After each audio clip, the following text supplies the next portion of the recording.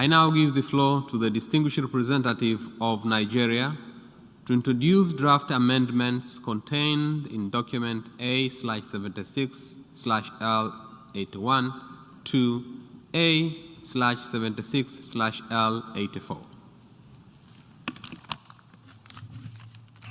Your Excellencies, distinguished delegates, I'm honored to introduce the following amendments, which is co-sponsored by Belarus, Cameroon, Ethiopia, Libya, Mauritania, Nicaragua, and my own country, Nigeria.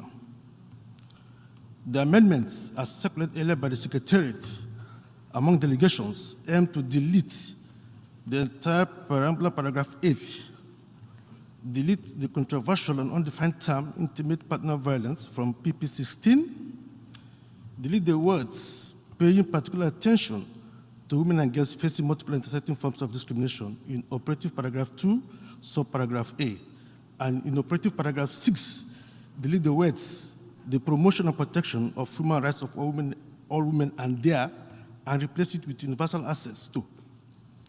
And to also delete the second part of the paragraph with the wordings, including through the development and enforcement of policies and legal frameworks and the strengthening of health systems that make universally accessible and available quality, comprehensive sexual and reproductive health care services, commodities, information, and education, including safe and effective methods of modern contraception, emergency contraception, prevention programs for adolescent pregnancy, maternal health care, such as skilled birth attendants, and emergency obstetric care, which will reduce obstetric fistula and other complications of pregnancy and delivery, safe abortion where such services are permitted by national law, and prevention and treatment of reproductive tract infections, sexually transmitted infections, HIV, and reproductive cancers, recognizing that human rights include the right to have control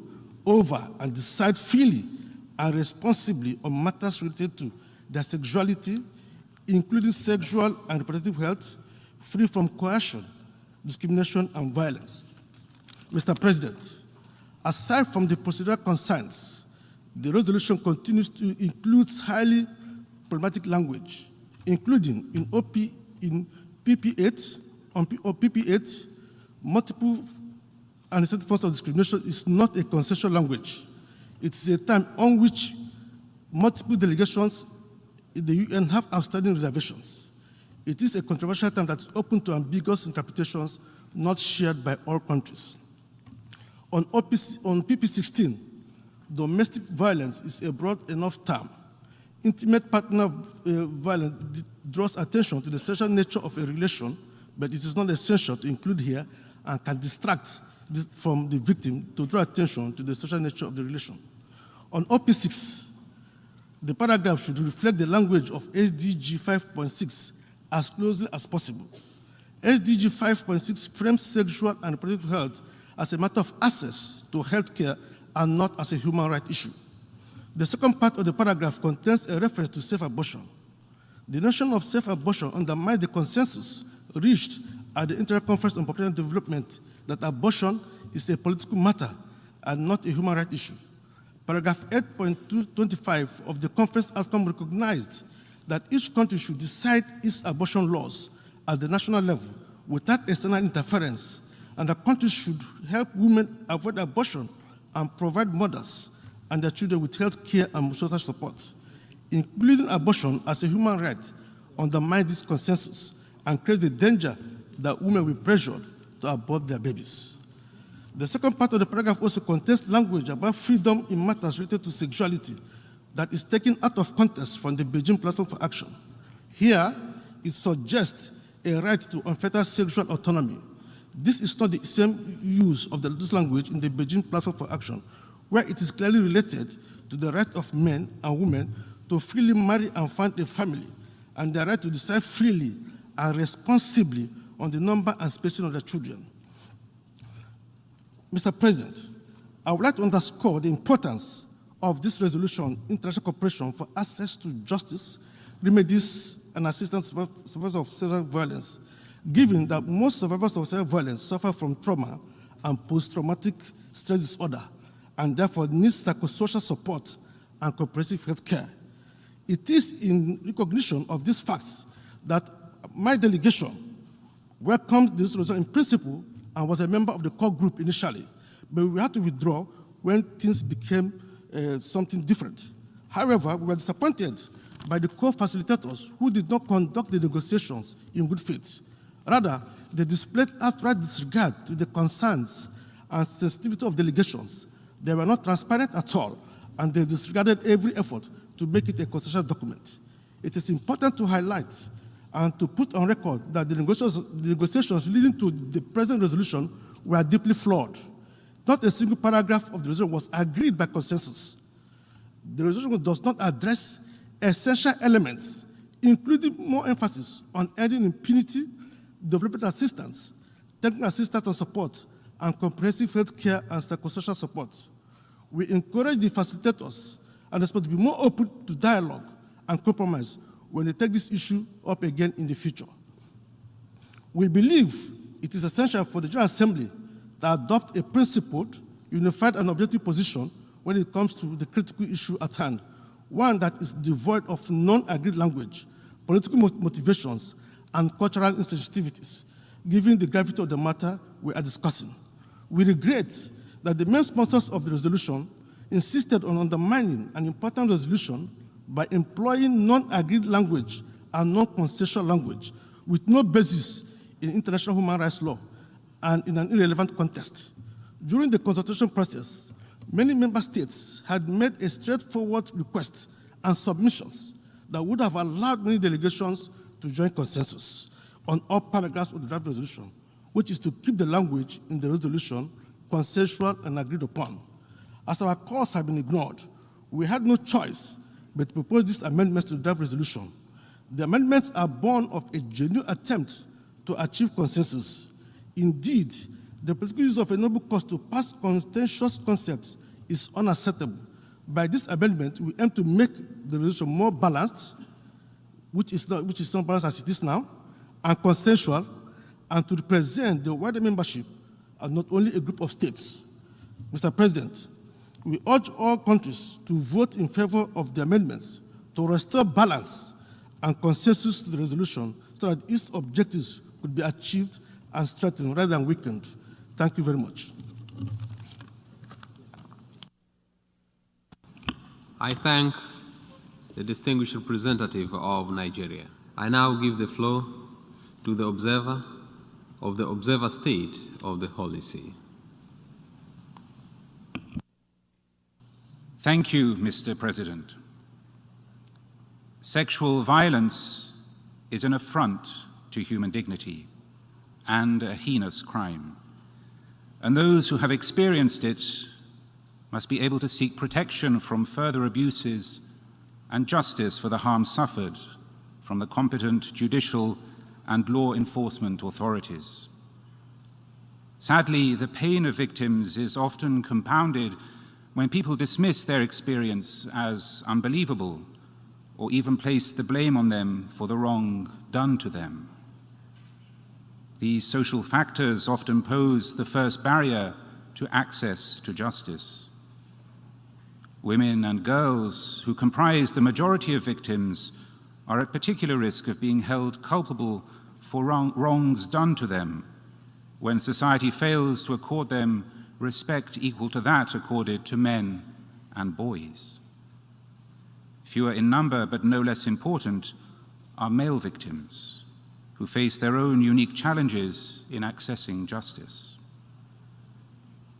Victims of sexual violence will not have access to justice unless the law properly criminalizes these harmful acts in ways that conform to the relevant principles of national legal systems, including evidentiary standards, witness requirements, protection of victims, due process, and respect for the rights of the accused.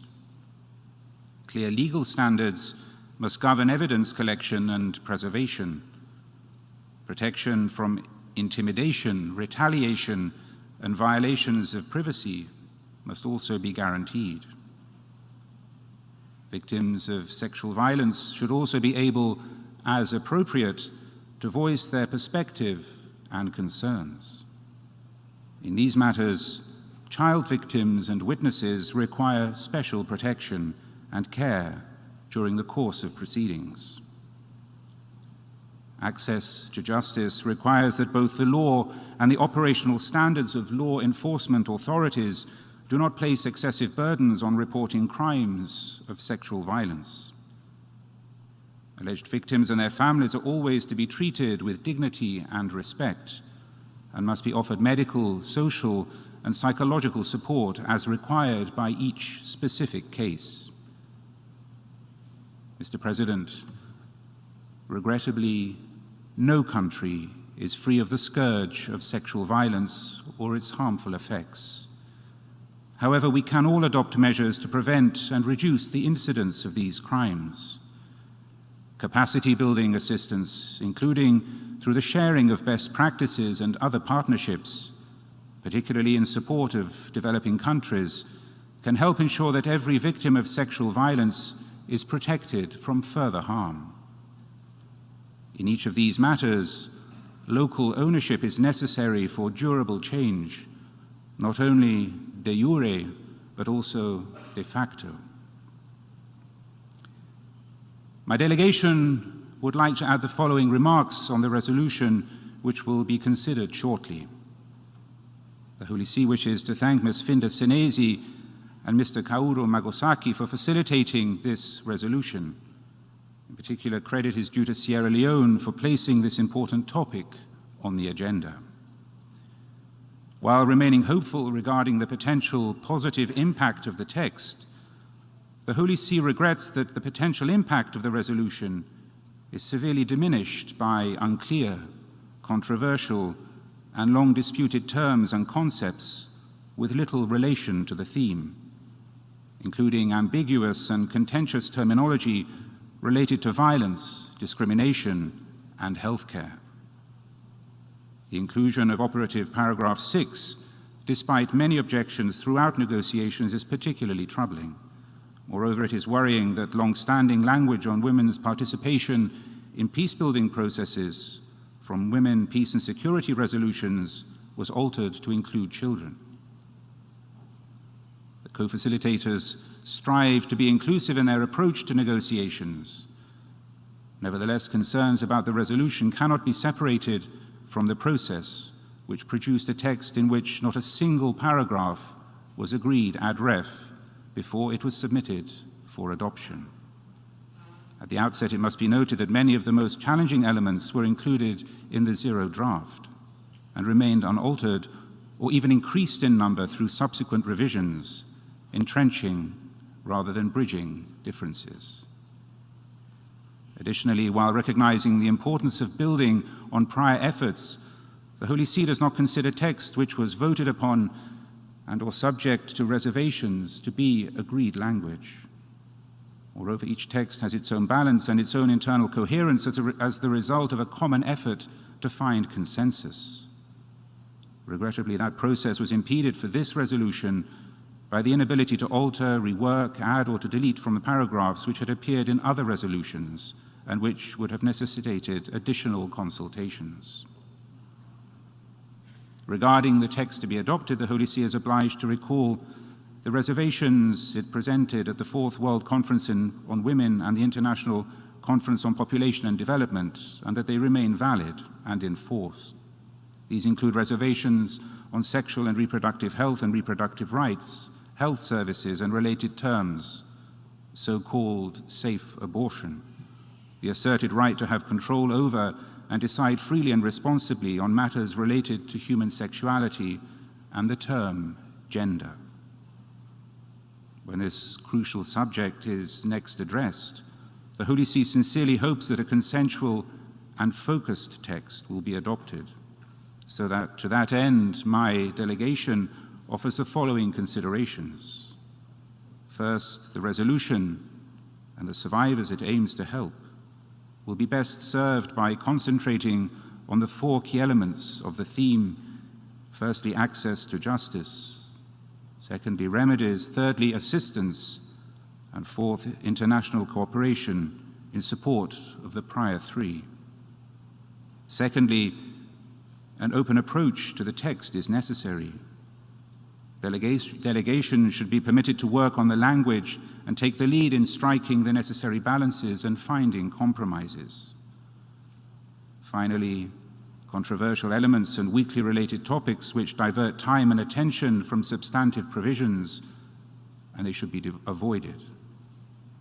It is the Holy See's hope that these suggestions be taken on board during the 79th session. Thank you, Mr. President. I thank the observer of the Observer State of the Holy. I now give the floor to the distinguished representative of Malaysia. Thank you, Mr. President. Malaysia recognizes and supports efforts to ensure that victims and survivors of sexual violence are accorded proper access to justice, remedies, and assistance. There should absolutely be no room for impunity for perpetrators of such heinous acts. While we appreciate the effort by Sierra Leone and Japan in introducing the draft text, we regret that the process leading up to the draft resolution has done a great disservice to such an important issue. Mr. President, many delegations, including my own, entered the negotiations of this draft resolution in good faith, with the goal of achieving a consensual text as envisioned by the co-facilitators. However, the approach undertaken was paradoxical to the desire. After the many rounds of consultations and tireless reasoning, it appeared to some of us, including my delegation, that there was no genuine interest in finding the lowest common denominator in which all delegations can agree to. The numerous concerns of delegations, including my own, regrettably fell into deaf ears.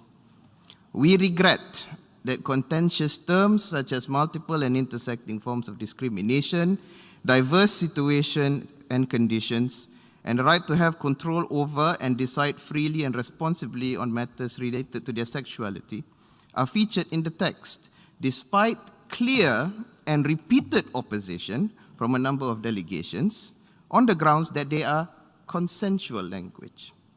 It is extremely irresponsible to assert that such terminologies, although featured in resolutions adopted without a vote, constitute consensual language, as a number of member states, including Malaysia, have consistently expressed reservations towards such terminologies. The deliberate and persistent mischaracterization of consensual language by certain delegations to promulgate contentious terminologies must stop.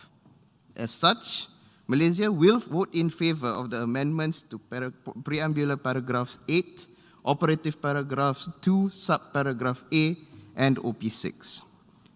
Despite the dissatisfactory conduct of the negotiations of the draft resolution, the issue at hand is of great importance and deserves the attention of this assembly. Had the resolution been put to a vote as a whole, my delegation would exercise an abstention. We hope that the co-facilitators would adopt a more inclusive approach in the future towards achieving a text that can be supported unanimously by all delegations. I request that this statement be included in the official records of the meeting, and I thank you, Mr. President. I thank the distinguished representative of Malaysia. I now give the floor to the distinguished representative of Egypt. Thank you, Mr. President. Allow me at the beginning to thank Sierra Leone and Japan for facilitating the discussions around this draft resolution on international cooperation for access to justice, remedies, and assistance for survivors of sexual violence. My delegation would like to thank the delegation of Nigeria for presenting the amendments on the draft resolution. Egypt will vote in favor of all of these amendments. These amendments aim to bring a balance to the text of the draft resolution. They were reiterated by many delegations during the long process of negotiation and submitted in writing to the co-facilitators at many occasions, including after the silence procedure around the draft resolution was broken by 14 delegations. We regret that delegations were asked during the negotiation process to change their national positions in order to accept controversial terms considered to be agreed language, despite the well-known, consistent, and long-standing position of this delegation regarding the terms included in the draft resolution. Copying, pasting, compiling, and altering language from its sources, regardless of the context, cannot be considered agreed language. Delegation reservations and vote on certain language in the General Assembly should not be ignored during the negotiation. Thank you, Mr. President. I thank the distinguished representative of Egypt. I now give the floor to the distinguished representative of the Islamic Republic of Iran.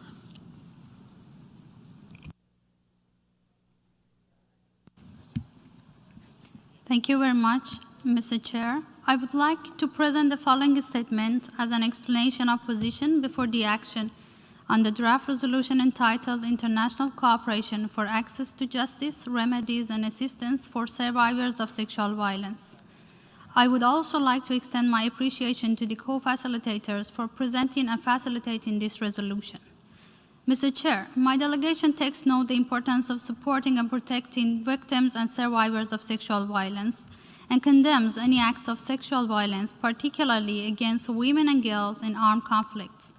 We believe that the empowerment of women is critical to prevent and respond to any forms of violence, including sexual violence. In this regard, the Islamic Republic of Iran attaches great importance to any international cooperation within its national legal system for the empowerment of women, as well as the protection of victims and survivors of sexual violence. With that, we would like to further provide our national position on the process and content of this draft resolution. Mr. Chair, my delegation has actively and constructively engaged in the process of the relevant negotiations of this important resolution from the beginning. Despite the fact that we have had several bilateral meetings with the co-facilitators and taken part in other pertinent meetings in an attempt to improve the text, as well as clarify and highlight our country's principal position, it is highly regrettable that our main concerns were not only left in the last version, but also our multiple requests to focus on the agreed language were disregarded and objected by the co-facilitators. We expected a streamlined and focused text that takes into consideration the concerns and views of all states in a balanced manner.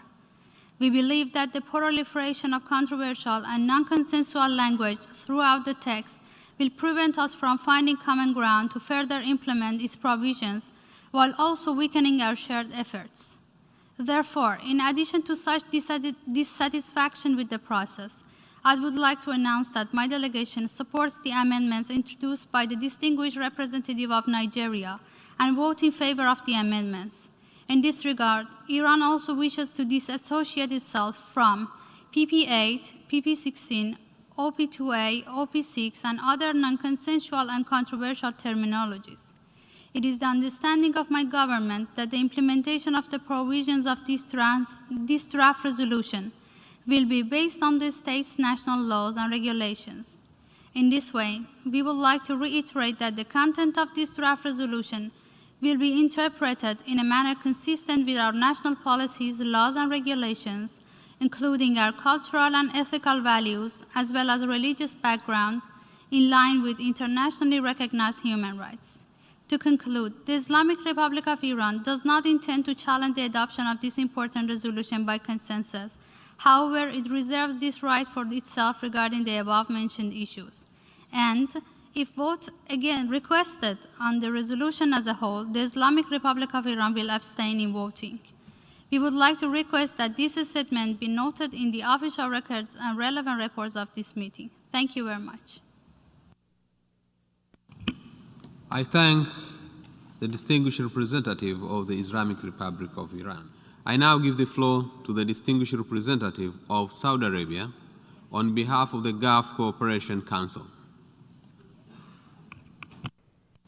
بسم الله الرحمن الرحيم. السيد الرئيس، بداية أتشرف بإلقاء هذه الكلمة نيابة عن وفود دول مجلس التعاون لدول الخليج العربية، وهي دولة الإمارات العربية المتحدة، مملكة البحرين، سلطنة عمان، دولة قطر، دولة الكويت، ووفد بلاد المملكة العربية السعودية. تعبر دول مجلس التعاون الخليجي عن شكرها الجزيل وتقديرها للجهود التي بذلها وفدي سيراليون واليابان في طرحهم لمشروع القرار الذي يقدم لأول مرة. لقد انضمت وفود دولنا للتوافق حول القرار إيمانا وتأكيدا منها على أهمية المسألة التي يتطرق لها المشروع، حيث تبذل دولنا جهودا كبيرة في مجال دعم الناجين من العنف الجنسي على الصعيدين الوطني والدولي، وتثمن دولنا الحاجة إلى تكثيف وتوحيد الجهود الدولية على كافة المستويات من أجل توفير الوصول إلى العدالة وتقديم المساعدة العادلة والفعالة لضحايا العنف الجنسي. ونؤكد بأن مسألة الرعاية الصحية ولا سيما المخصصة للنساء تحظى باهتمام كبير في دولنا، ويتم تقديم العديد من البرامج التي تستهدف سلامة الصحة الإنجابية للمرأة. وفيما يتعلق باستخدام مصطلحات خلافية مثل الحقوق الجنسية والإنجابية الواردة في الفقرة العاملة 6 من القرار، وكذلك العديد من المصطلحات الخلافية التي تضمنتها هذه الفقرة، فإن دولنا تؤكد على أنها تنظر إلى هذه المصطلحات بشكل يتناسب مع الأطر الثقافية والمجتمعية وفق القوانين والأنظمة الوطنية في دولنا. وختاما، السيد الرئيس، نطلب توثيق هذا البيان في تقرير الجلسة. والآن أتشرف بإلقاء وفد البيان الوطني باسم بلادي. السيد الرئيس، يود وفد بلادي أن يتقدم بجزيل الشكر والتقدير لوفد سيراليون على تقديمهم لبند التعاون الدولي بشأن الوصول إلى العدالة للناجين من العنف الجنسي ضمن بنود جدول أعمال الجمعية العامة، وكذلك لوفد سيراليون ووفد اليابان على جهودهما في تسيير أعمال المفاوضات على مشروع القرار. السيد الرئيس، تشهد الجمعية العامة اليوم لحظة تاريخية تؤكد أهمية التعاون الدولي لمناصرة ضحايا أحد أفظع الجرائم الإنسانية وهي العنف الجنسي. وتدين المملكة العربية السعودية العنف الجنسي بكافة أشكاله وصوره، كما تؤمن بلادي بأهمية حماية ضحايا العنف الجنسي لا سيما النساء والفتيات منهن، حيث تضمنت أنظمة بلاد الداخلية ومنها نظام الحماية من الإيذاء فرض أشد العقوبات على مرتكبي جرائم العنف الجنسي، والتي تتنوع بين السجن والغرامة، ولضمان ردع مرتكبيها من معاودة ارتكاب هذه الفظائع. وتحقيقا للعدالة، فإن العقوبات المفروضة تتضاعف في حال العودة لهذا الفعل مرة أخرى مع عدم التهاون في ذلك. وعلى الصعيد الدولي، تحرص بلادي عبر مركز الملك سلمان للإغاثة والإعمال الإنسانية على تعزيز جهود حماية الفتيات والنساء وخلق بيئة آمنة لهن أثناء وبعد النزاعات والكوارث الطبيعية، وخصوصا العنف القائم على النوع الاجتماعي، وذلك من خلال تقديم برامج تعنى بحماية المرأة من كافة أشكال العنف، حيث تتم مراعاة احتياجاتهن الخاصة، وتقدم الخدمات النفسية والاجتماعية وخدمات الحماية والخدمات القانونية. السيد الرئيس، لقد انخرط وفد بلادي في جلسات المناقشات حول مشروع القرار منذ الأيام الأولى وعبر الأشهر الماضية، وشارك بكل إيجابية وفاعلية، وحرص على دعم كافة الجهود المشتركة نحو الخروج بمشروع قرار يكفل العدالة لضحايا العنف الجنسي، ويضمن سهولة وصولهم إلى سبل الانتصاف والمساعدة والجبر اللازمة والمستحقة لهن. وفي هذا الشأن يعبر وفد بلادي عن الأسف لعدم أخذ مقترحات وتعديلات عدد من الوفود في الحسبان، وبناء على ذلك يدعى وفد بلادي عن اللغات الخلافية التي تضمنها مشروع القرار، والتي منها على سبيل المثال إلى الحصر ما ورد في الفقرة العاملة رقم 6 وفقرة الديباجة رقم 16، وكذلك نتحفظ على المحاولات المتكررة للخلط بين مفهومي العنف الجنسي والعنف القائم على النوع الاجتماعي بدون أسس علمية أو منهجية. السيد الرئيس، يدعم وفد بلادي مشروع هذا القرار انطلاقا من إيماننا بمعاناة ضحايا العنف الجنسي وأهمية توحيد جهود المجتمع الدولي لمناصرتهم، ونؤكد في هذا الصدد على خصوصية مشروع القرار وأنه لا يمكن اعتبار اللغات الواردة فيه توافقية بأي حال من الأحوال، ولا يمكن إدراجها في قرارات مقبلة على هذا الأساس. وختاما السيد الرئيس، نطلب توثيق هذا البيان في تقرير الجلسة، وشكرا السيد الرئيس. I now give the floor to the distinguished representative of Nicaragua. Muchas gracias, señor presidente. Nuestra delegación otorga gran importancia a este tema especial que nos ocupa. Nicaragua reconoce y promueve el liderazgo y protagonismo de la mujer como una política esencial prioritaria de nuestro gobierno en su Plan Nacional de Lucha contra la Pobreza y para el Desarrollo Humano. Esto se ha evidenciado en el informe del Foro Económico y Político Mundial en Equidad de Género, donde Nicaragua ocupa el 7º lugar a nivel mundial y el 1º de América Latina y el Caribe, y el 5º a nivel global en el protagonismo político de la mujer. Asimismo, contamos con la Ley 779, Ley Integral contra la Violencia hacia las Mujeres y de reformas a la Ley número 641 de nuestro Código Penal, que establece y garantiza la protección, reparación y sanción de todas las formas de violencia de género. Señor presidente, es de vital importancia que se tomen en cuenta las posiciones de todas las delegaciones. Por tanto, lamentamos que las preocupaciones de muchas delegaciones no fueron tomadas en consideración durante el proceso de consultas, integrando dentro del texto lenguaje controversial que no gozan de consenso intergubernamental. Al respecto, nuestra delegación se desasocia del párrafo operativo 6, el cual promueve el aborto como un derecho humano. Agradecemos la enmienda presentada por Nigeria, la cual equilibraba el texto. Lamentamos que ésta no se haya adoptado. Nicaragua quisiera dejar sentada su posición en cuanto al uso del término del aborto, el cual no puede ser considerado como un derecho humano y de ninguna manera debe promoverse como un método de planificación familiar. El aborto o la interrupción del embarazo bajo ningún concepto podrán ser considerados como un medio de regulación de la fecundidad o de control de la natalidad. La imposición de este concepto de aborto en los documentos de Naciones Unidas viola la Carta de las Naciones Unidas, sus propósitos y principios, sobre todo la no injerencia en los asuntos internos de cada país. Reiteramos, tal como se estableció en la Conferencia Internacional sobre la Población y el Desarrollo, es un derecho soberano de cada país decidir sobre la legislación interna que regula esta materia. Nicaragua reafirma su posición de principio de acuerdo con nuestra Constitución y leyes, la cual establece que toda persona tiene derecho a la vida, siendo este un derecho fundamental e inalienable desde el momento de su concepción. Nicaragua también desea agradecer que se tome nota de nuestra disasociación de los párrafos preambulares 9 y 10 sobre la Corte Penal Internacional. Nuestro país no es miembro de esta Corte y por ende no reconoce su jurisdicción. Tampoco somos signatarios del Estatuto de Roma. Asimismo, nos desasociamos de aquellos párrafos que contienen conceptos o terminologías que no gozan de consenso intergubernamental. Solicitamos que esta declaración quede registrada en las actas oficiales de esta reunión. Muchas gracias, señor presidente.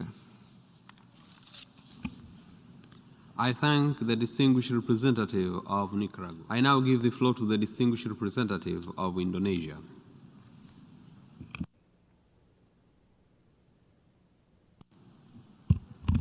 Thank you, Mr. President.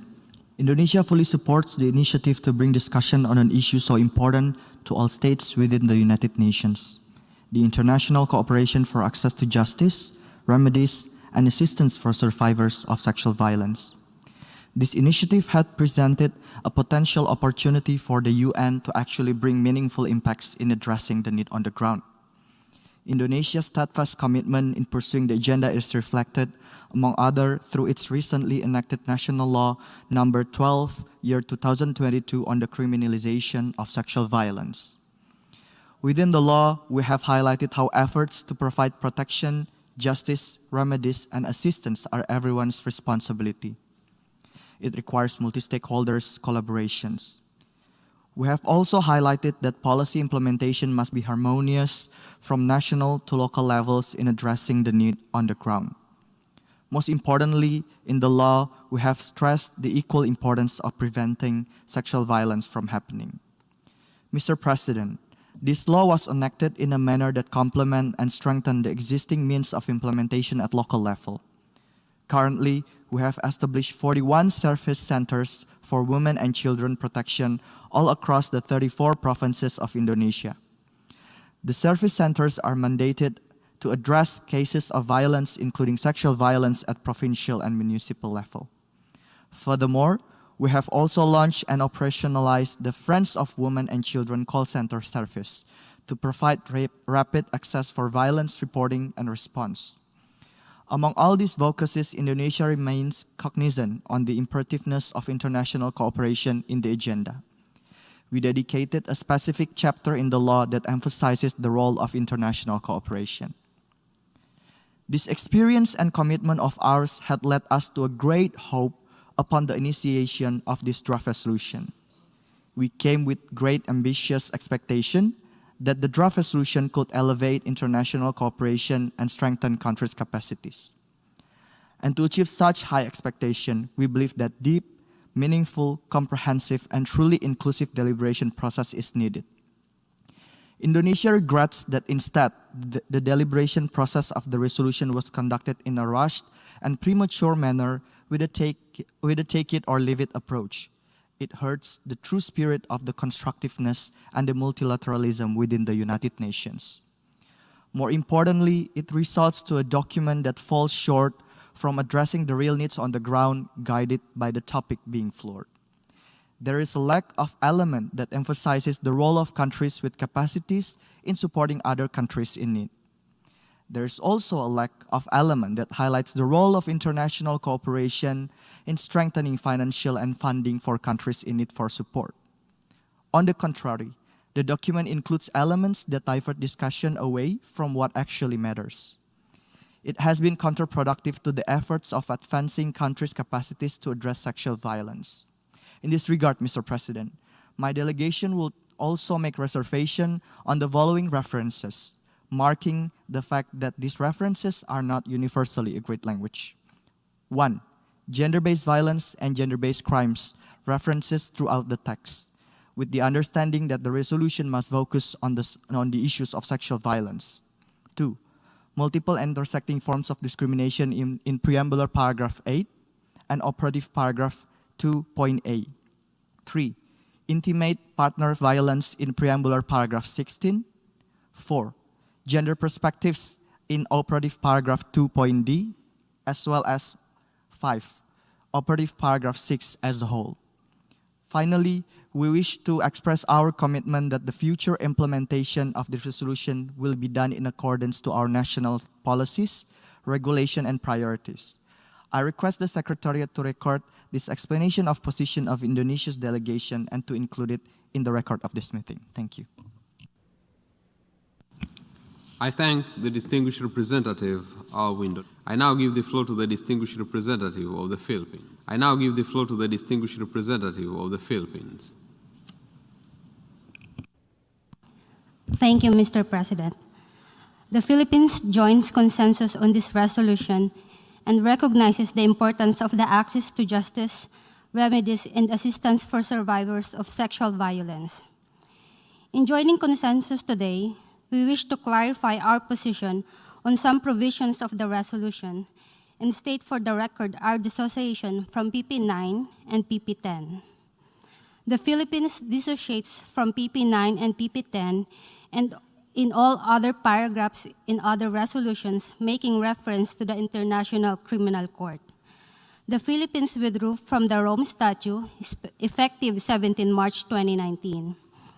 It is our principled stand against those who politicize human rights and disregard our country's independent and well-functioning organs and agencies. Notwithstanding our withdrawal from the Rome Statute, the Philippines firmly believes that sexual and gender-based violence has no place in modern society and that perpetrators thereof should be held fully accountable. Thank you. I thank the distinguished representative of the Philippines. I now give the floor to the distinguished representative of the Russian Federation.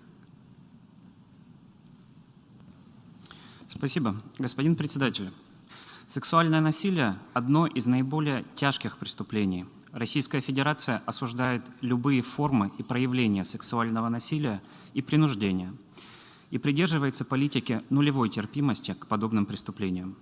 В последние годы ООН активизировала свои усилия по борьбе с преступлениями сексуальной направленности в ходе вооруженных конфликтов и выработала довольно внушительный объем документов на эту тему. При этом влекущие уголовную ответственность в случае сексуального насилия или принуждения вне контекста вооруженных конфликтов в так называемых мирных обществах традиционно оставались вне поля зрения нашей организации. Новый пункт повестки дня, как он был сформулирован государством-инициатором Сьерра-Леоне, по идее должен был восполнить этот пробел.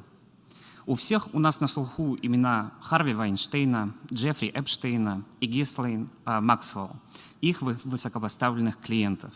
Вечеринки сомнительного свойства с участием некоторых лидеров европейских государств, растление несовершеннолетних в США, Канаде и Великобритании. Череда этих резонансных сексуальных скандалов последних нескольких лет как нельзя лучше демонстрирует необходимость борьбы с этим позорным явлением. Убеждены, что деятельность по предупреждению и искоренению сексуального насилия должна быть комплексной и прежде всего направленной на искоренение его истоков. Господин председатель, сожалеем, что содержание представленного проекта резолюции имеет мало общего с изначальным замыслом и фактически сдвигает акценты на совершенно иные вопросы, которые в большей своей массе уже нашли свое отражение в других резолюциях Генеральной Ассамблеи. Мы ожидали, что обсуждение темы, равно как и соответствующая резолюция, будут предельно фокусными и будут ориентированы исключительно на жертв секс-насилия и меры их поддержки и реабилитации. А что мы имеем по факту? Представленный на рассмотрение документ, по сути, повторяет резолюции по искоренению насилия в отношении женщин, фактически дублируя их. Кроме того, смещение акцента с секс-насилия на гендерно мотивированное насилие, концепция которого, кстати, до сих пор остается несогласованной между государствами, нивелирует смысл нового пункта повестки дня и лишь забивает и без того перегруженную программу работы Генассамблеи. Мы не можем согласиться с целым рядом положений рассматриваемого проекта резолюции. В частности, убеждены, что Международный уголовный суд не является пригодным инструментом для осуществления правосудия. Сначала суд должен восстановить свой авторитет и отказаться от политики двойных стандартов. Не можем мы поддержать и использование в тексте терминологии, не пользующейся поддержкой среди государств.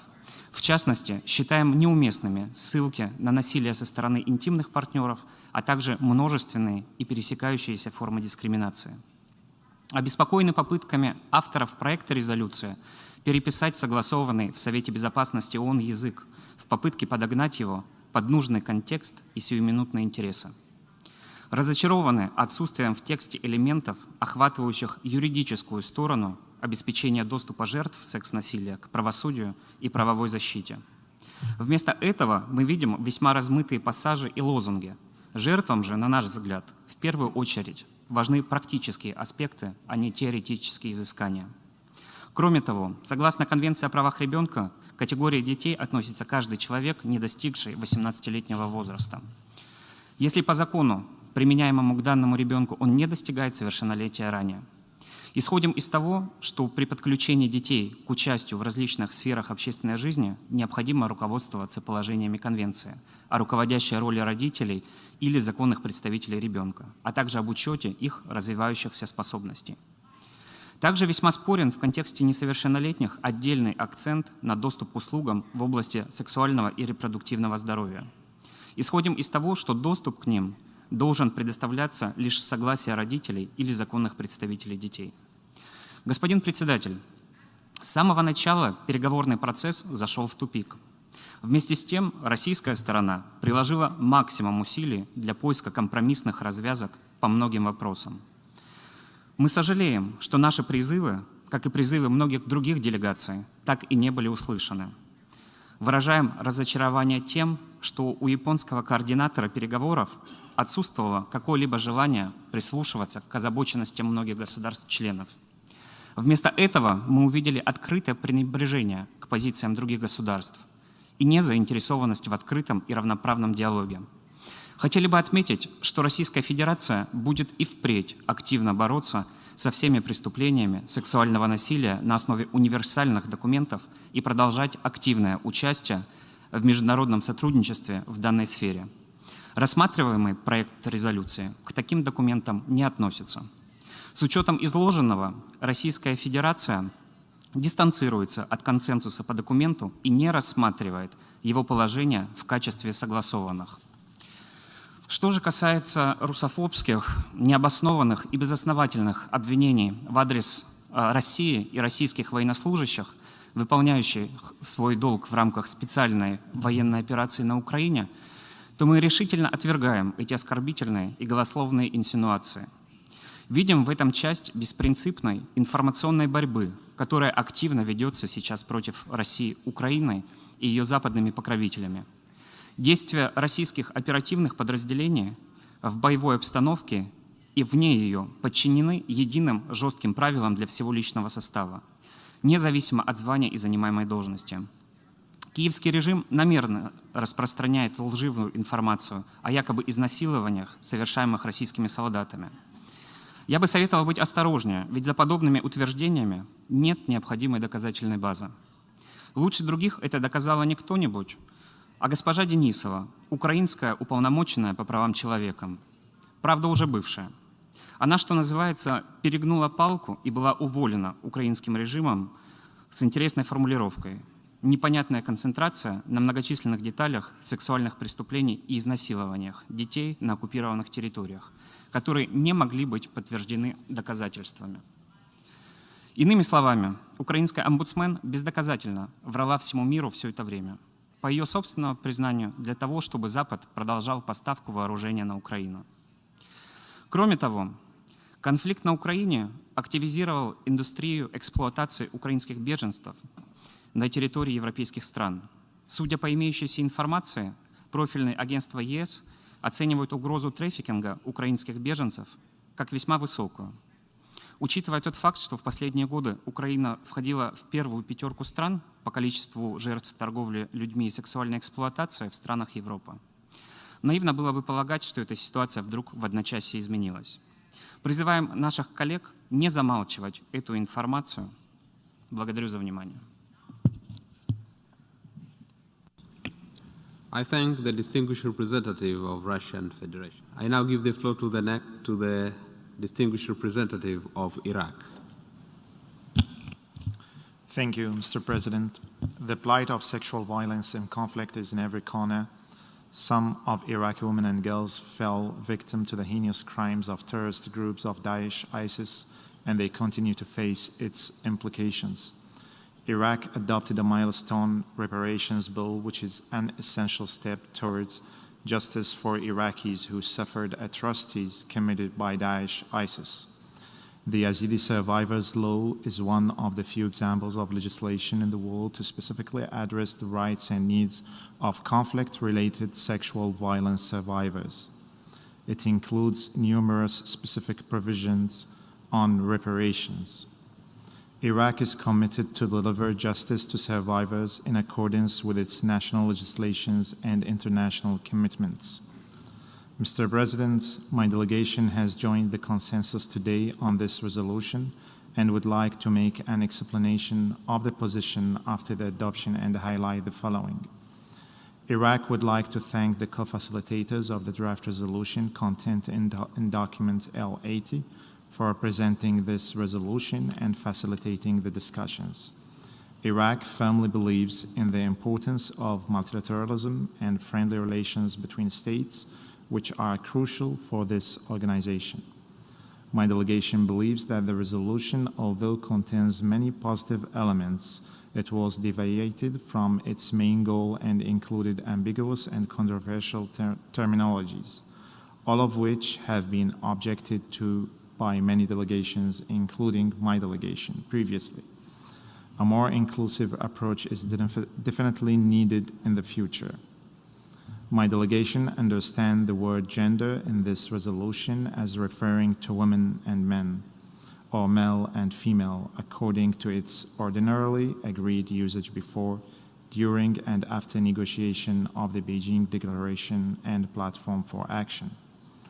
Iraq would like to disassociate from preambular paragraphs PP9 and PP10 as it contains elements that are not in line with our national legislation. My delegation would like also to stress that its understanding of interpretations of the terms multiple and intersecting forms of discrimination and diverse situations and conditions referred to in a preamble para PP8 and operative paragraph 2, B and K does not refer to any non-consensual concepts. Iraq understands that the review conferences referred to in the preambular paragraphs 3 and operative paragraph 6 to refer to agreements negotiated and adopted by the General Assembly and ECOSOC. Iraq would like to disassociate from the reference to intimate partner violence referred to in preambular paragraph PP16 and would like to reserve on elements referred in OP6. My delegation therefore requests that this explanation of position be included in the record of this meeting. I thank you. I thank the distinguished representative of Iraq. I now give the floor to the distinguished representative of Senegal.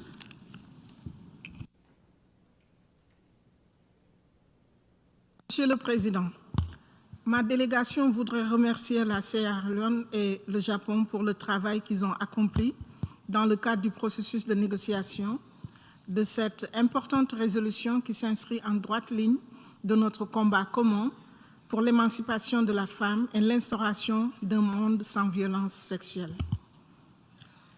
Monsieur le Président, le Sénégal est fortement attaché à la lutte contre les violences sexuelles, comme en témoignent plusieurs lois nationales, à l'instar de celle numéro 20-20-05 qui criminalise le viol et la pédophilie. Cependant, nous regrettons que cette résolution soit examinée en plénière de l'Assemblée générale sans que les États membres ne soient parvenus à un consensus acceptable et fédérateur des points de vue de tous. L'enjeu du combat contre toutes les formes de violence à l'égard des femmes devrait nous pousser à prendre en considération les positions que nous avons défendues et clarifiées sans cesse depuis le début des négociations. Nous devons tous savoir que nous sommes embarqués dans le même navire et que le dessein commun qui nous lie nous impose d'arriver à des conclusions salutaires en vue de ne laisser aucun acteur pour compte. C'est pourquoi ma délégation a voté en faveur des 4 amendements portés par le Nigeria pour marquer sa désapprobation sur l'utilisation des concepts non consensuels maintenus dans le document final.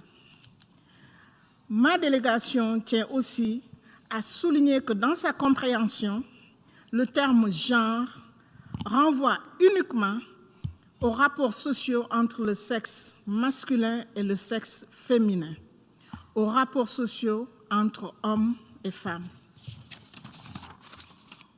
À cet égard, le Sénégal considère aussi que l'expression « violence basée sur le genre » fait exclusivement référence à la violence à l'égard des femmes et non à une définition qui inclut l'orientation sexuelle et l'identité de genre, ou exige des politiques visant à promouvoir l'acceptation d'autres catégories sociales auxquelles le droit international n'a pu jusque-là trouver une définition consensuelle acceptée. Enfin, ma délégation voudrait rappeler que la notion d'avortement sécurisé en tant que droit humain, notamment à l'OPCI, n'est pas internationalement reconnue. Ainsi, toute mention de l'avortement dans une résolution de l'ONU devrait inclure ou renvoyer aux mises en garde sur l'avortement dans le document final de la conférence sur la population et le développement de 1994 au point 8.25, qui, je le rappelle, stipule que l'avortement ne peut être promu en tant que méthode de planification, que les gouvernements doivent aider les femmes à éviter l'avortement et que les agences internationales ne doivent pas interférer dans les politiques nationales d'avortement car elles relèvent de la compétence exclusive des États souverains. Au total, ma délégation se dissocie de tous ces termes et paragraphes objet des amendements soumis au vote et souhaite que sa déclaration soit portée au procès-verbal de notre réunion. Je vous remercie. I thank the distinguished representative of Senegal. Je donne maintenant la parole au représentant du Guatemala.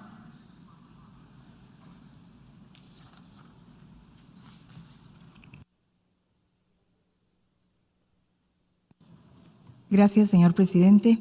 Guatemala agradece los esfuerzos realizados por Japón y Sierra Leona durante el proceso de negociación de este proyecto de resolución que condena todas las formas de violencia sexual, reconociendo los mecanismos de justicia eficaces para proteger y responder a las necesidades de los supervivientes de este flagelo.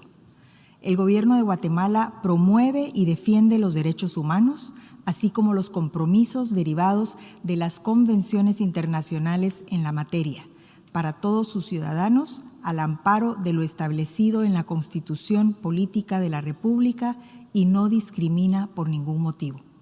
En este contexto y de conformidad, asimismo, reconoce el derecho de todas las personas a gozar de sus libertades fundamentales sin alterar las bases antropológicas sobre las que descansa el conjunto de nuestro ordenamiento jurídico.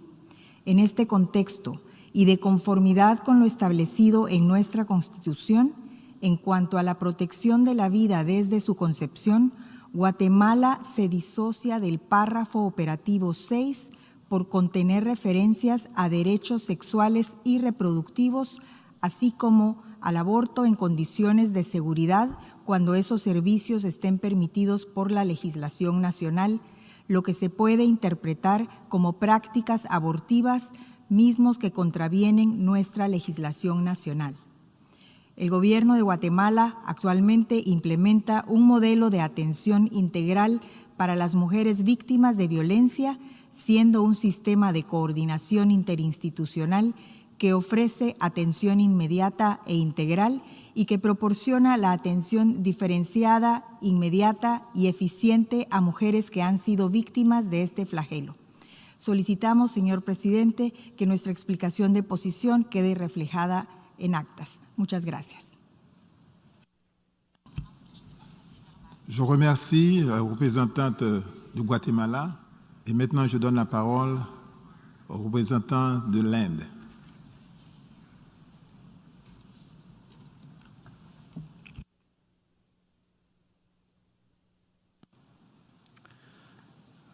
Mr. President, India attaches great importance to strengthening international cooperation for combating sexual violence and ensuring access to justice, remedies, and assistance for victims and survivors of sexual violence. It is imperative to prevent sexual violence and the culture of impunity and to rehabilitate and reintegrate victims and survivors. In this context, we thank the co-facilitators, Japan and Sierra Leone, to present this resolution. Mr. President, we believe that this important subject needs unanimous support of the General Assembly. Throughout the negotiations, my delegation has engaged constructively with an aim to to reach at a consensual and forward-looking outcome. We appreciate the consensual adoption of the resolution. However, the fact that number of amendments were put forth, supported by many delegations, clearly depicts that the final text was not able to bridge the differences and address the concerns of various delegations. Considering the importance attached to this topic by my delegation, we have joined the consensus.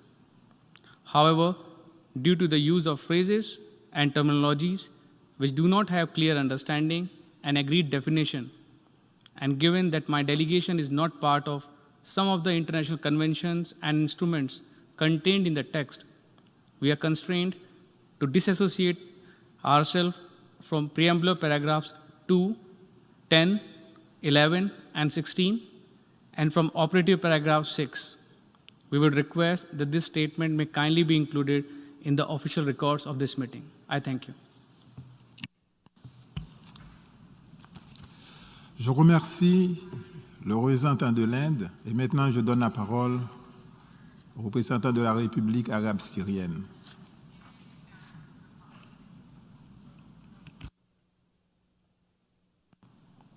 Thank you. Thank you, Mr. President. My delegation would like to thank the delegations of Japan and Sierra Leone for facilitating the draft resolution on international cooperation on access to justice for survivors of sexual violence, and would like to explain its position regarding the text as adopted.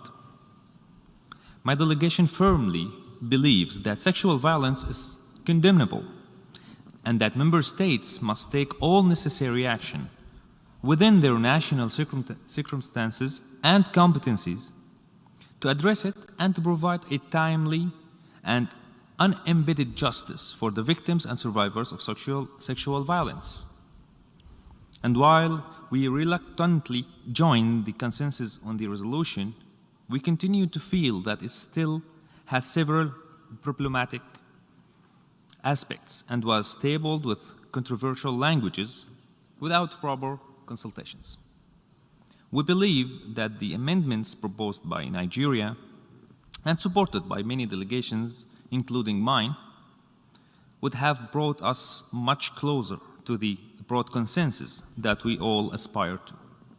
And we regret that they were not included in the text. In this regard, allow me to make the following observations.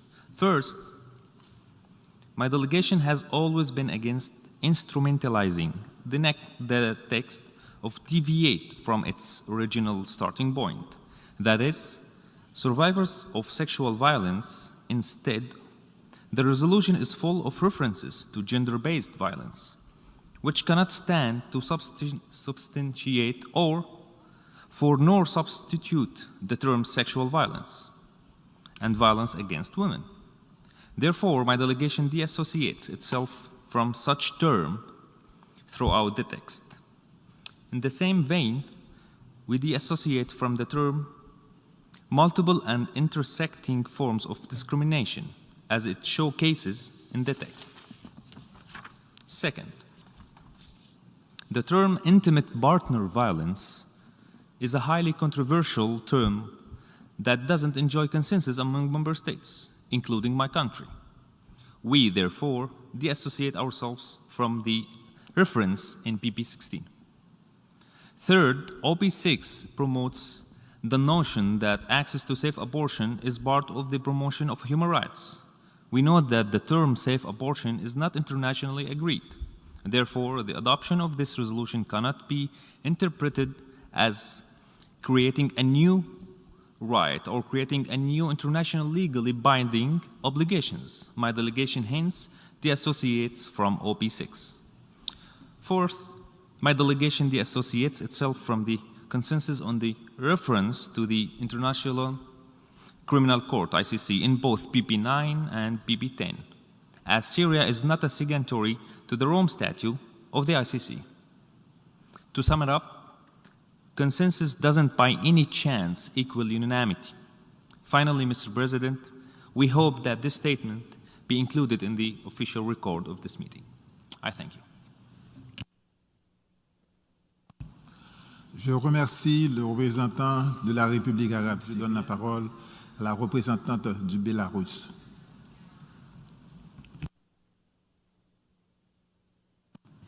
Спасибо. Благодарим делегации Сьерра-Леоне и Японии за представление проекта резолюции. Беларусь всецело выступает за укрепление международного сотрудничества в области уголовного правосудия и предоставление всем жертвам сексуального насилия своевременного и беспрепятственного доступа к правосудию и эффективной юридической помощи. Вместе с тем, к сожалению, белорусская делегация не может в полной мере поддержать проект резолюции. Несмотря на явное отсутствие согласия, в тексте были сохранены не пользующиеся всеобщей поддержкой формулировки и спорные термины, которые уводят фокус документа с юридической составляющей проблемы в сторону продвижения несогласованных на межгосударственном уровне концепций. В этой связи Беларусь рада выступить соавтором поправок, представленных делегацией Нигерии и направленных на принятие более сбалансированного текста, приемлемого для всех государств, без ущерба для основных целей резолюции. Сожалеем, что Генеральной Ассамблее не удалось принять поправки. Принимая во внимание сохранение в тексте проблемной терминологии, а также учитывая неконструктивность подходов, которыми руководствовались авторы резолюции в ходе переговорного процесса, делегация Беларуси, всецело разделяя цели резолюции, вынуждена дистанцироваться от консенсуса по тексту. Беларусь будет толковать текст резолюции в соответствии со своим национальным законодательством и международно-правовыми обязательствами и рассчитывает на то, что система ООН и другие международные и региональные организации в рамках своих мандатов будут также исходить из определений, согласованных на межгосударственном уровне. В очередной раз призываем партнеров с уважением и пониманием относиться к позициям всех государств-членов и в целях единства и консенсуса избегать использования в межгосударственных документах терминологии, вызывающие раскол Генеральной Ассамблеи. Благодарю за внимание.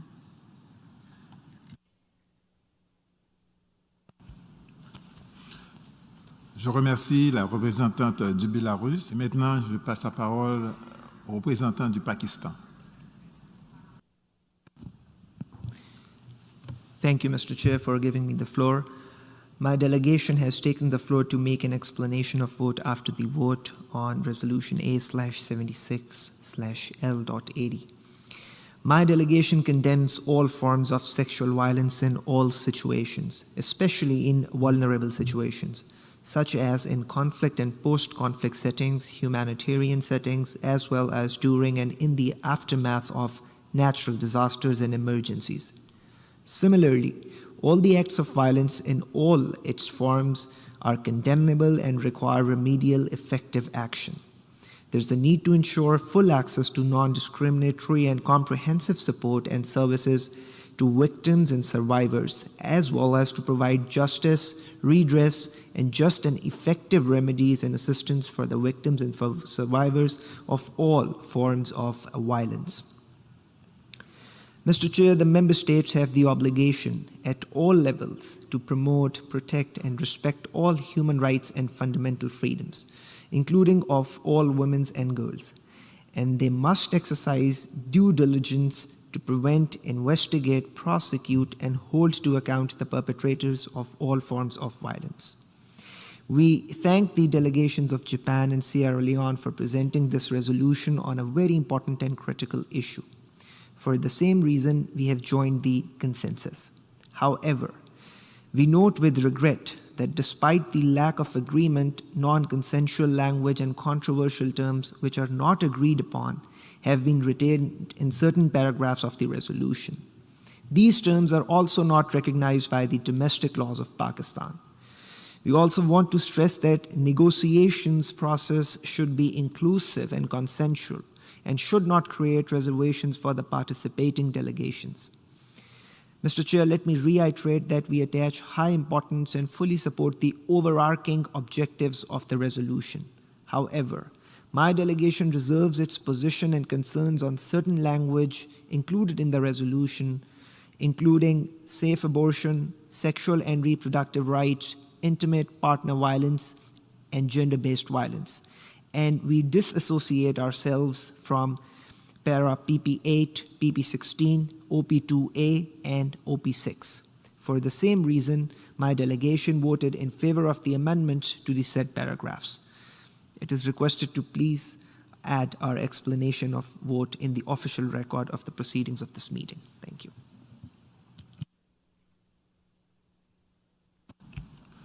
Je remercie le représentant du Pakistan. Maintenant, je donne la parole au représentant du Soudan.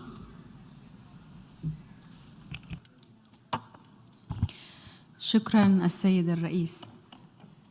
يتقدم وفد جمهورية السودان بالشكر لكل من سيراليون واليابان لطرحهم مشروع القرار المعنون التعاون الدولي للوصول للعدالة وتوفير المساعدة الطبية للضحايا الناجين من العنف الجنسي، والذي تم اعتماده بتوافق الآراء أمام الجمعية العامة. وننتهز هذه السانحة لتعليل موقفنا من التصويت على التعديلات الأربعة التي طرحتها نيجيريا على الفقرات PP8, PP16, OP2 subparagraph A, OP6 من مشروع القرار. السيد الرئيس، تولي جمهورية السودان أهمية قصوى لقضايا المرأة وتعزيز حقوقها وتمكينها في المجتمع في كافة الأصعدة، حيث تتعامل بلادي باهتمام وحرص بالغين وتبذل كافة الجهود الممكنة لمكافحة العنف الجنسي ضد النساء والفتيات والقضاء عليه، وبالأخص في المناطق المتأثرة بالنزاع. تابع وفد بلادي مشروع القرار قيد النظر باهتمام كبير، وذلك العدد من الأهداف والمضامين التي يحملها مشروع القرار، إلا أن الشاهد في الأمر ومع تطور النص خلال فترة التفاوض لمسنا الحياد عن الهدف الرئيسي الذي بموجبه أنشئ مشروع القرار، وتم الخوض في عدد من المواضيع التي تنطوي على لغويات ومفاهيم لا تزال خلافية وغير متفق عليها على مستوى الجمعية العامة وخلافها. السيد الرئيس، يجدد وفد بلادي موقفه الثابت والقائم على احترام القيم الثقافية والاجتماعية والخصائص التي تتميز بها الدول عن بعضها، كما نؤكد على ضرورة احترام سيادة الدول وعدم المساس بقوانينها وتشريعاتها الوطنية. ومن هذا المنطلق صوت وفد بلادي لصالح التعديلات التي تقدمت بها نيجيريا، وذلك لأنها تضفي توازناً على النص ليصبح مقبولاً ومتوافق عليه من جميع الأطراف. ونظراً لعدم تضمين هذه التعديلات في النص، فإن السودان يتحفظ على اللغات الخلافية في الفقرات PP8, PP16, OP2 subparagraph A، كما ينأى بنفسه عن الفقرة OP6. شكراً السيد الرئيس.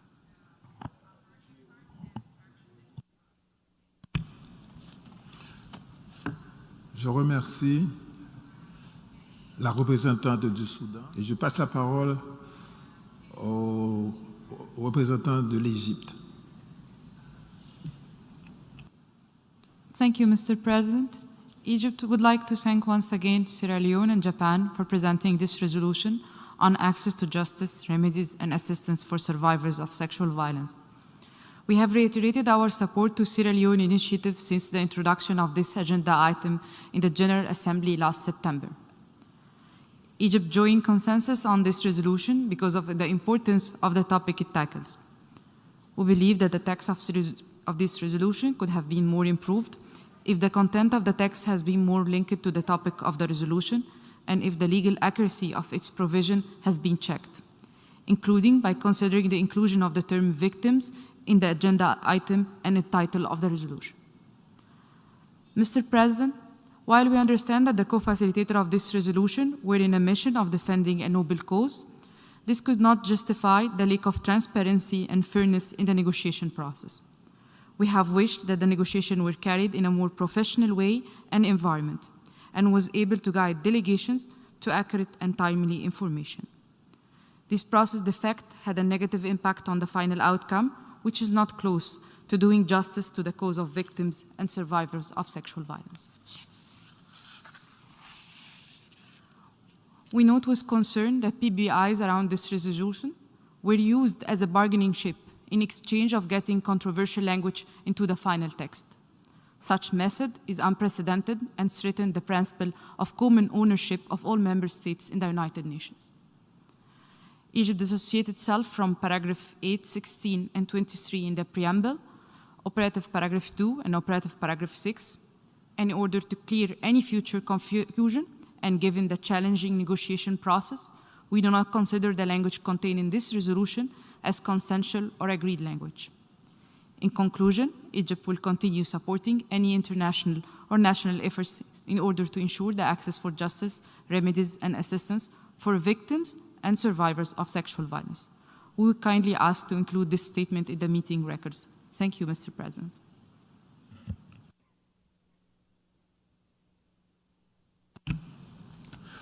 Je félicite et remercie la représentante de l'Égypte. Maintenant, je donne la parole à la représentante de l'Algérie.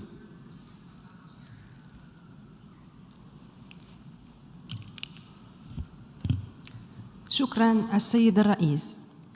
أود في مستهل مداخلتي أن أعرب عن الشكر الذي يتقدم به وفد بلادي إلى وفدي دولة سيراليون واليابان على إدارتهما للمفاوضات التي دارت حول القرار المعنون التعاون الدولي من أجل لجوء ضحايا العنف الجنسي إلى القضاء وسبل الانتصاف والمساعدة، وعن تقديرنا للجهود المبذولة طوال المشاورات حوله.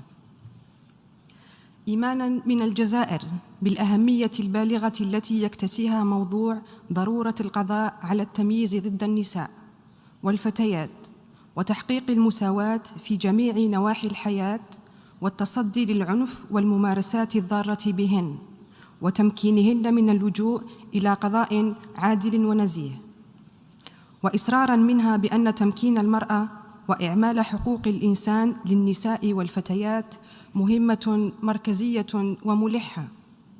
يرحب وفد بلادي بالانضمام إلى توافق الآراء حول القرار السالف الذكر، مع الإشارة إلى أسفنا لعدم اعتماد التعديلات التي تقدم بها الوفد النيجيري مشكوراً، والتي قد صوت وفد بلادي لصالحها، لما كان من شأن هذه التعديلات أن تضيفه من توازن للنص ككل، ولما كانت تعكسه من مواقف عديد من الدول، والتي تم التأكيد عليها طوال فترة المفاوضات حول مشروع هذا القرار منذ أن تم طرحه. وإيماناً منه كذلك بضرورة الأخذ بعين الاعتبار الخلفيات التاريخية والثقافية والدينية لكل دولة، فإن وفد بلادي يود التحفظ على بعض المفاهيم التي تضمنتها فقرات القرار على النحو التالي: المفاهيم الخلافية التي لا وجود إلى إجماع حولها، نذكر منها الأشكال المتقاطعة والمتعددة للتمييز ومصطلح العشير الحميم. المفاهيم التي قد تحمل أكثر من تأويل، ونذكر على سبيل المثال مصطلح العنف الجنسي القائم على النوع الاجتماعي، والذي لا يمثل بالنسبة إلينا إلا إشارة إلى العنف ضد الفتيات والنساء والفتيان والرجال فحسب، مع النأي عن التفسيرات الأخرى لمفاهيم غير متفق عليها دولياً. مصطلح الإجهاض الآمن، حيث يؤكد وفد بلادي على أنه لا ينبغي بأي حال من الأحوال الترويج للإجهاض كوسيلة لتنظيم الأسرة، وبأن الوكالات الدولية لا ينبغي أن تتدخل في سياسات الإجهاض المحلية، لأنها من اختصاص الدول عبر مؤسساتها ذات الصلة كما هو متفق عليه، بالإضافة إلى أن مفهوم الصحة الجنسية والإنجابية والحقوق الإنجابية بالنسبة إلينا متعلق حصراً بالرعاية الصحية وفقاً لما تنص عليه تشريعاتنا الوطنية. ويأمل وفد بلادي ختاماً تضمين مداخلته في محضر الجلسة، وشكراً على حسن الإصغاء. Je remercie la représentante de l'Algérie. Je passe la parole au représentant du Brésil. Efforts as facilitators of the draft resolution, International Cooperation for Access to Justice, Remedies, and Assistance for Survivors of Sexual Violence. The fight against sexual violence is a key priority for the Brazilian government. The current administration has adopted a substantial body of laws to prevent, to fight against, to mitigate the impact, and to provide redress to women victims of sexual violence. Over the course of the last 4 years, the Ministry of Women, Family, and Human Rights has developed comprehensive policies and programs to address the causes and support the victims of sexual violence. The government recognizes that the impacts of sexual violence can be extensive and multifaceted, leaving long-standing scars on victims, their families, and communities at large. Sexual violence constitutes a threat to the right of life, directly affects physical and mental health of the victims, and undermines human dignity and freedom from fear. We understand that this is a complex issue which brings to fore divisive questions related to stigma, sexual and reproductive health, the right to privacy, law enforcement, and the imperative need to prevent re-victimization. In view of the unwavering commitment of Brazil to the fight against sexual violence, we have decided to support the adoption of the resolution. Nevertheless, we believe that it contains important aspects which do not belong in the text and would be better addressed by domestic constituencies. In particular, Brazil does not support references to reproductive rights or abortion in the draft and has called for their deletion from the text. The Brazilian government would like to clarify, therefore, that the resolution should not be interpreted in any way as condoning or supporting abortion as a method of family planning. In Brazil, abortion is illegal except in specific cases prescribed by law or high court decision, such as pregnancy resulting from rape. While recognizing the merit of international cooperation to fight sexual violence, we believe it is important to maintain national prerogatives to define the appropriate policies on sexual and reproductive health according to domestic law and practices. Thank you. Je remercie le représentant du président. Je donne la parole au représentant de la Libye. شكرا السيد الرئيس. سيد الرئيس، يعي وفد بلادي الأهمية الكبرى التي يكتسيها مشروع القرار المعنون التعاون الدولي من أجل لجوء ضحايا العنف الجنسي إلى القضاء وسبل الانتصاف والمساعدة المشمول بالوثيقة A/76/L80. ونشكر الوفدين سيراليون واليابان على تقديمه وتيسير المشاورات غير الرسمية حوله. ونؤكد على أن قضية دعم ومساندة ضحايا العنف الجنسي وإنصافهم وتمكينهم من اللجوء إلى قضاء عادل ونزيه تعد مبدأ أساسيا من المبادئ التي يقوم عليها النظام العدل القضائي في ليبيا. ولغير ذلك من الأسباب التي يطول شرحها هنا، انضم وفد بلادي إلى توافق الآراء في اعتماد القرار ككل،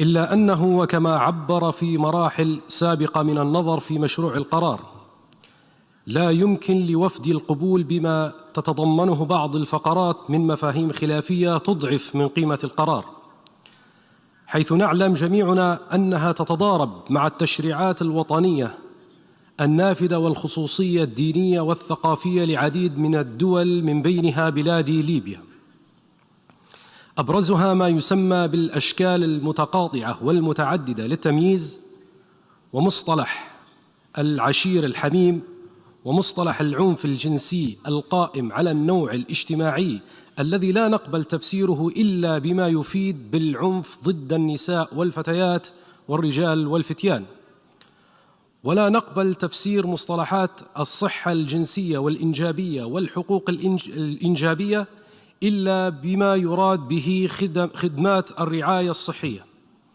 كما نرفض مطلقاً الإشارة إلى الإجهاض الآمن والترويج له، لأنه يتناقض مع حق الحياة الذي يعد أساساً لحقوق الإنسان جميعها.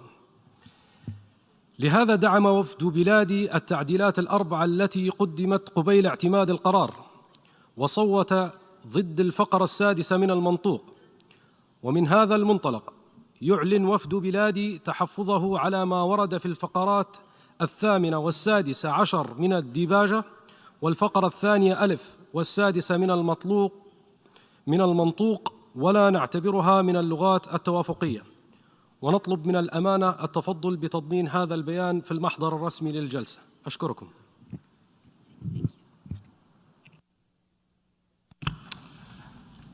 Je remercie le représentant de la Libye et maintenant je donne la parole au représentant de la Mauritanie. السيد الرئيس على إتاحة الكلمة من أجل تعليل التصويت بعد التصويت. كما نشكر وفدي سيراليون واليابان على الجهود المبذولة خلال المفاوضات حول مشروع القرار المعنون التعاون الدولي من أجل الوصول إلى العدالة وسبل الانتصاف والمساعدة للناجيات من العنف الجنسي.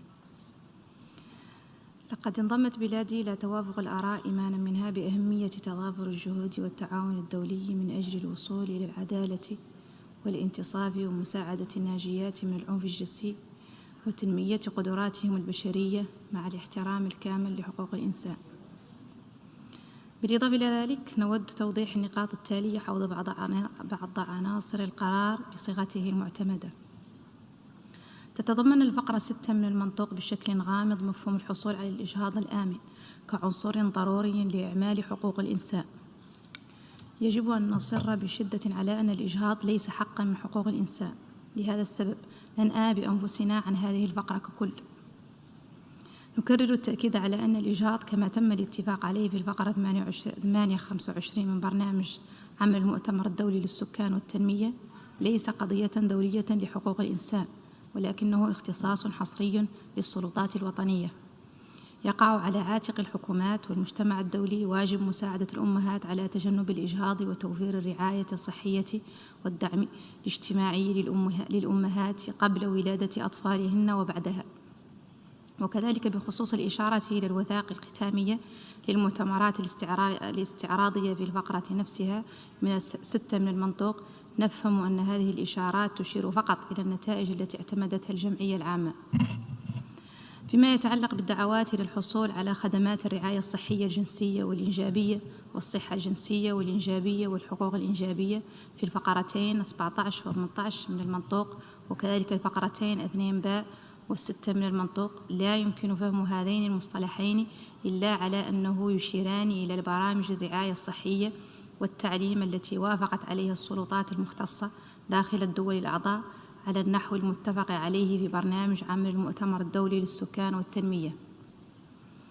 نأسف لإدراج المصطلح غير التوافقي أشكال التمييز المتعددة والمتقاطعة في الفقرة 8 التحضيرية والفقرة 2 ألف من المنطوق، وكذلك مصطلح عنف الشريك الحميم في الفقرة 16 التحضيرية. هذه العبارات مفتوحة لسوء التفسير. نحن لا نتفق مع أي تفسير لهذه الشروط يتضمن فئات غير متفق عليها دولياً أو غير معترف بها في قوانيننا وسياساتنا الوطنية. يود وفد بلادي أيضاً التأكيد على أننا نفهم استخدام مصطلح جندر في القرار بما يتماشى مع المرفق الرابع لتقرير المؤتمر العالمي الرابع المعني بالمرأة، على أنه يشير فقط إلى الجنسين ذكر أو أنثى، رجل أو امرأة في سياق المجتمع، وليس له معنى آخر يتجاوز ذلك. في الأخير أود تسجيل هذا البيان بالمحاضر الرسمية لهذه الجلسة. شكراً سيد الرئيس. Je remercie la représentante de la Mauritanie. Et maintenant, je donne la parole au représentant du Nigeria. Thank you, Mr. President. My delegation would like to thank our dear brother country, Sierra Leone, for its leadership in bringing this very important resolution. A resolution that ought to have enjoyed wider support across member states. Unfortunately, this was not to be. Aside from the procedural concerns, the resolution contains highly problematic and controversial languages. My delegation is unable to join consensus on this resolution and must dissociate from several elements and paragraphs that are contrary to our laws and past agreements of the General Assembly. What we witnessed by the rejection of the minor amendments we proposed is the same inflexibility that was shown by the main sponsors of this resolution during negotiations. In three full readings of this resolution, we never agreed to a single paragraph by consensus. This is not how we conduct negotiations in the General Assembly. We proposed minimal amendments based on the positions we made known all along in negotiations. We did this in a spirit of compromise to try and reach consensus. But the sponsors of this resolution will not entertain any proposals throughout the process. We urge them to do better in the future and to negotiate with other delegations in a spirit of cooperation and dialogue. However, I would like to underscore the importance of this resolution, international cooperation for access to justice, remedies, and assistance for survivors of sexual violence. Given that most survivors of sexual violence suffer from trauma and post-traumatic stress disorder, and therefore need psychosocial support and comprehensive health care. It is in recognition of these facts that my delegation welcomes this resolution in principle due to our own personal experience as a country. To underline the importance, Nigeria became a member of the core group at inception. However, we decided to withdraw from the core group when some members of the group hijacked the process and introduced controversial elements through questionable and opaque processes. Unfortunately, what played out in the core group also played out during the intergovernmental negotiation, if not even worse. There was outright display of contempt for reason and decency. Some delegations were unduly intimidated, coerced, and regrettably pressured. It is important to highlight and to put on record that the negotiations leading to the present resolution were deeply flawed. Not a single paragraph of this was agreed by consensus.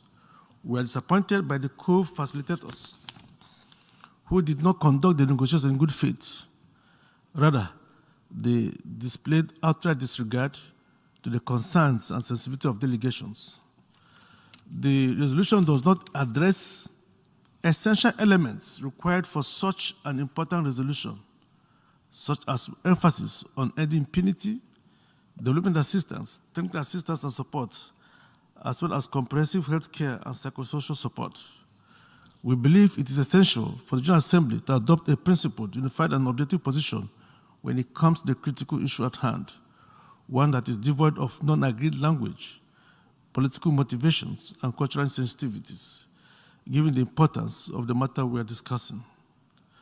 We regret that the main sponsors of the resolution insisted on undermining an important resolution by employing and introducing controversial language with no basis in international human rights law and in an irrelevant context.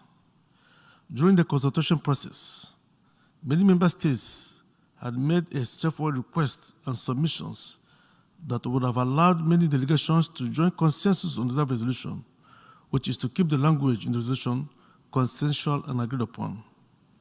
This did not happen. In addition, as our cause has been ignored, my delegation wishes to clarify the following. We dissociate from operative paragraph 6. This paragraph promotes access to self-abortion as an element of human rights. This is incorrect as a matter of international human rights law. Abortion is not an agreed international human rights law. We should not be creating new rights in international law.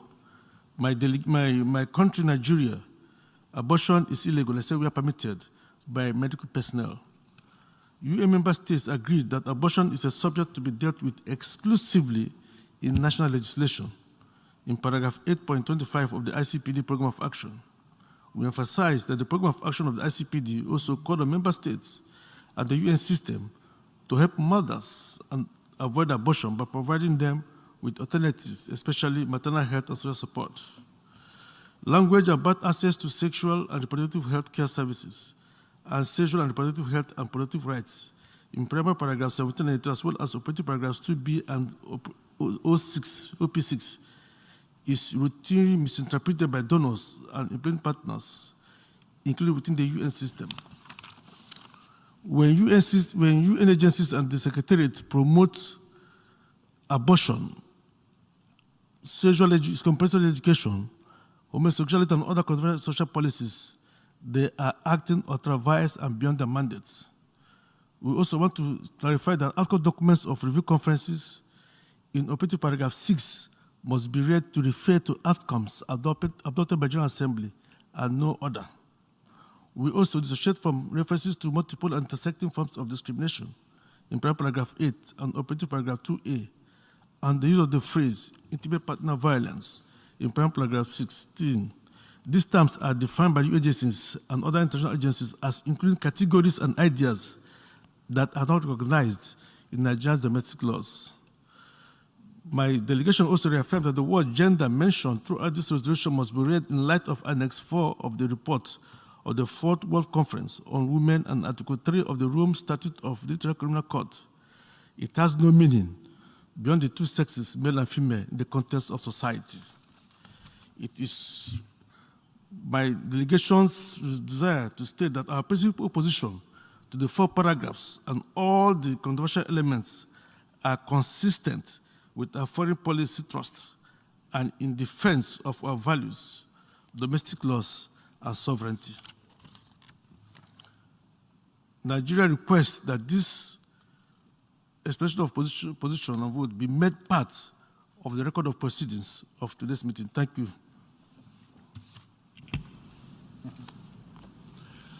Je remercie le représentant du Nigeria et maintenant je donne la parole au représentant de la Malaisie.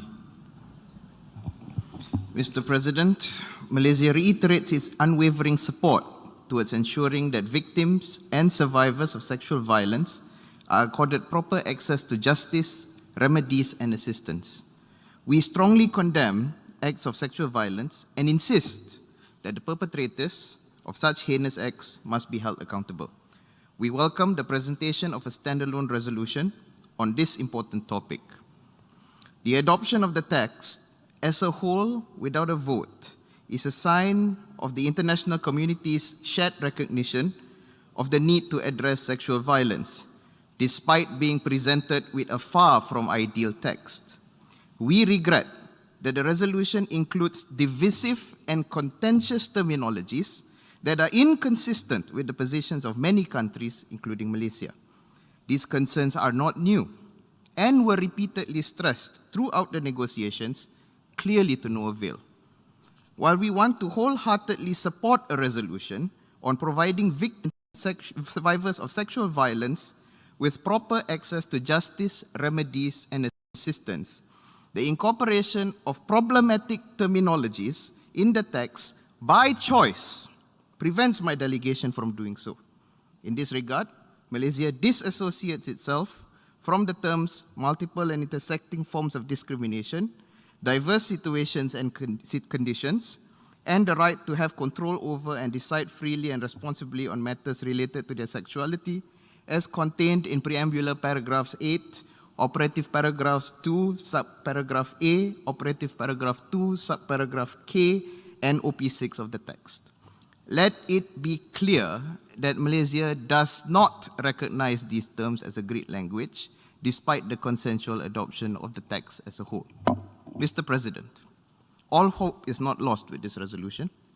We have another chance to work towards a consensual text when the resolution is once again presented during the 79th session of the General Assembly. We sincerely hope that the next round of consultations will be conducted in a genuinely inclusive manner, avoiding controversial terminologies in order for us to produce a truly balanced and consensual text. This is the least the co-facilitators and wider membership can do for the victims and survivors of sexual violence. I request that this explanation of vote be included in the official records of the meeting, and I thank you, Mr. President.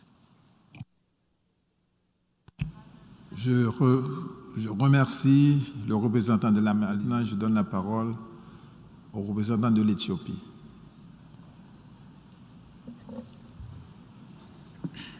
Thank you, Mr. President. I take the floor to present Ethiopia's explanation of position on the resolution adopted last week under plenary agenda item 133.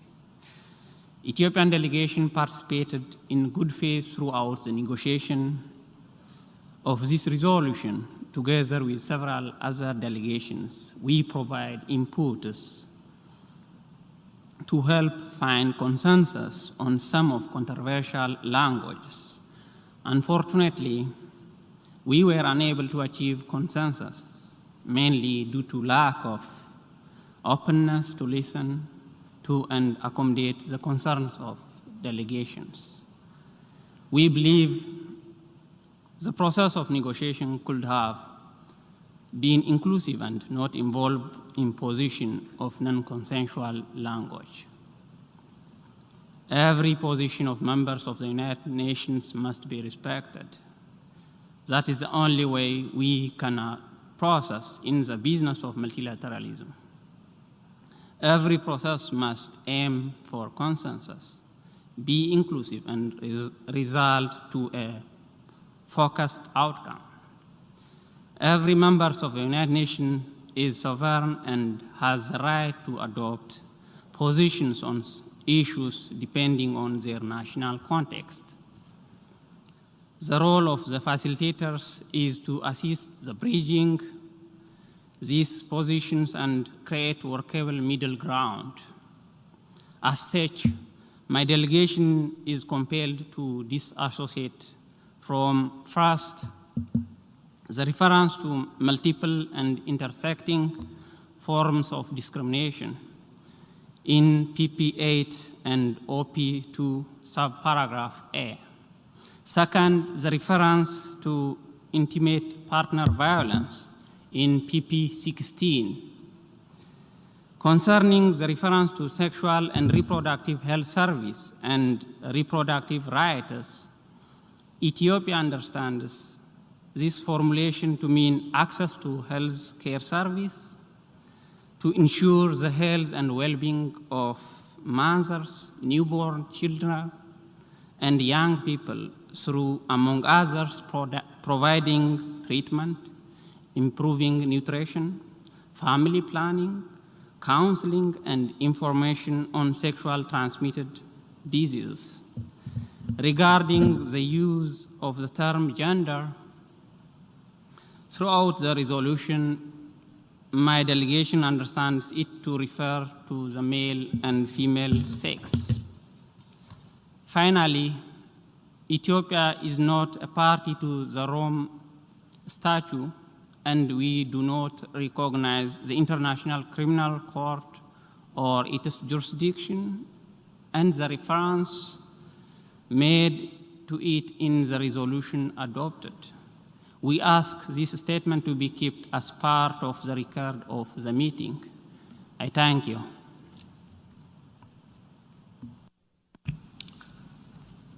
Je remercie le représentant de l'Éthiopie.